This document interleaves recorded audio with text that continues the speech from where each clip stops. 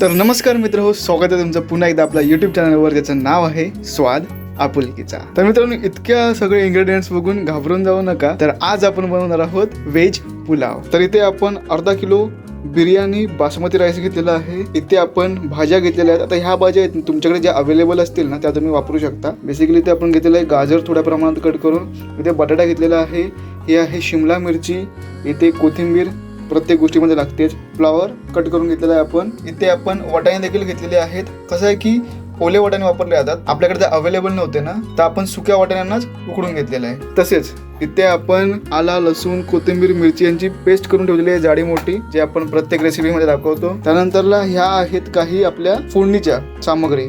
तर इथे आपण कांदा घेतलेला आहे खूप सारा चिरून.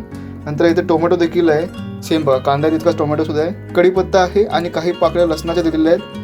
तसेच इथे आपण घेतलेला आहे बिर्याणीचा मसाला, जो की तुम्ही कुठला घेऊ शकता. आता व्हेज पुलाव वगैरे असा मसाला मिळतो की नाही मला माहित नाही, पण आपण जो व्हेज बिर्याणीचा मसाला आहे ना, तोच वापरतो इथे. आणि आपण अशा प्रकारे काही खडे मसाले देखील घेतलेले आहेत जे आपल्याकडे अवेलेबल होते ते. इथे आपण 2 पाकळ्या वेलची घेतलेल्या आहेत. त्यानंतर इथे थोडी दालचिनी घेतलेली आहे. इथे आहे काळी मिरी आणि ही आहे लवंग. तर तेजपत्ता वगैरे पण टाकतात, पण ते आपल्याकडे अवेलेबल नाही. जे होते ते घेतले आपण मसाले. चला मग रेसिपीला सुरुवात करूया. तर इथे आपण एका कढईमध्ये 6 चमचे तेल टाकलेलं आहे. तर तेल थोडंसं तापताच आपण यामध्ये जिरा टाकलेला आहे. तसंच यामध्ये आपण खडे मसाले देखील टाकून घेत आहोत. आणि इथे आपण थोडीशी लसूण सुद्धा टाकलेली आहे, जी की आपण चेचून टाकत असतो. आता यामध्ये आपण कांदा ॲड करत आहोत. तर आता कांदा आपल्याला नेहमीप्रमाणे गोल्डन ब्राऊन होईपर्यंत फ्राय करून घ्यायचा आहे. ॲड करत आहोत कढीपत्ता आणि वरून आपण टोमॅटो टाकत आहोत.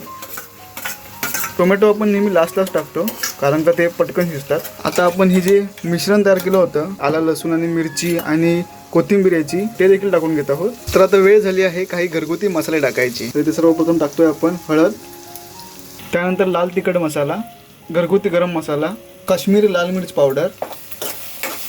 तर ते आपण टाकत आहोत वटाणे. त्यानंतर आता आपण भाज्या देखील ॲड करून घेत आहोत. शिमला मिरची, बटाटी, फ्लॉवर आणि गाजर. आता सर्व गोष्टी आपल्याला मस्तपैकी फ्राय करून घ्यायच्या आहेत. आता आपण स्वादानुसार मीठ टाकून घेऊया. पाणी टाकून आपल्याला या भाज्या शिजवत ठेवायच्या आहेत. पाणी जास्त टाकायचं नाही आहे, कारण का आपल्याला फक्त भाज्या शिजवायच्या आहेत त्यासाठी टाकायचे. आणि त्यानंतर आपण यावर झाकण टाकून त्या भाज्या शिजवायला ठेवायच्या आहेत. तर फ्रेंड्स, ज्या भाज्या आहेत ना आपल्या, त्या जवळजवळ आता 90% शिजलेल्या आहेत. आणि याला शिजायला जवळजवळ 10 ते 12 मिनिटात लागली. तर आता आपण यामध्ये तांदूळ ॲड करून घेऊया. हे आहेत बिर्याणी बासमती राईस. यामध्ये पाणी ॲड करून घ्यायचं आहे आणि सर्व गोष्टी प्रॉपरली मिक्स करून घ्यायच्या आहेत. त्यात आपल्याला ॲड करायचा आहे आता बिर्याणी मसाला. तसेच आपण कोथिंबीर देखील ॲड करून घेत आहोत आता. आणि एक जर असा चम्मच मारून आपल्याला पुन्हा झाकण टाकून शिजवायला ठेवायचं आहे. आणि आता जी फ्लेम आहे ती मीडियम आहे. तर जवळजवळ 20 मिनिटं झालेली आहेत आणि आपला पुलाव आहे तो शिजून तयार झालेला आहे. आणि मध्यंतरी आपण काय केलं होतं की पाणी सुकल्यानंतरला इथे आपण खाली हा तवा ठेवला होता आणि त्यावरती आपली कढई ठेवली होती, जेणेकरून जो भात आहे तो सुकल्यावरती जळून जाऊ नये म्हणून खाली. तर आता काय करूया, आपण यामध्ये थोडीशी कोथिंबीर देखील ॲड करून घेऊया. त्याच्याने एक फायनल गार्निशिंगवाला टच येईल. स्मोक बघा किती मस्त येतं आहे.